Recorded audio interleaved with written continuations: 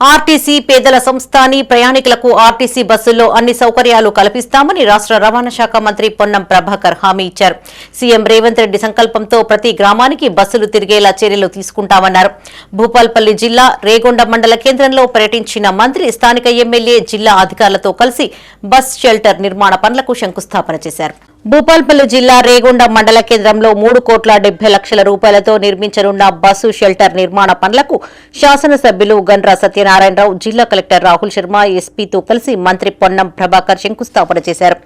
ఈ సందర్భంగా మంత్రి మాట్లాడుతూ రాష్ట్ర వ్యాప్తంగా 95 డిపోలు, 341 బస్టాండ్లు ఉన్నాయని, రోజుకు 10,000 బస్సులు తిరుగుతున్నాయని తెలిపారు. ప్రతిరోజు దాదాపు 65 లక్షల మంది ప్రయాణికులు ఆర్టీసీ బస్సులో ప్రయాణం చేస్తున్నారన్నారు. ప్రతిరోజు 35 లక్షల కిలోమీటర్లు ఆర్టీసీ బస్సులు తిరుగుతున్నాయని తెలిపారు. ఆర్టీసీ మనందరి సంస్థ అని, దీనికి ప్రజలే ఓనర్లని స్పష్టం చేశారు. అనంతరం శాసనసభ్యులు గండ్ర సత్యనారాయణరావు మాట్లాడుతూ రేగొండ మండల కేంద్రంలో ఆర్టీసీ బస్సు షెల్టర్ ఏర్పాటుతో ప్రజల చిరకాల వాంఛ నెరవేరిందన్నారు. బస్సు షెల్టర్ నిర్మాణంతో చిట్యాల, మొగుళ్లపల్లి, గోరికొత్తపల్లి, టేకుమట్ల మండలాల ప్రజలకు సౌకర్యవంతంగా ఉంటుందని తెలిపారు.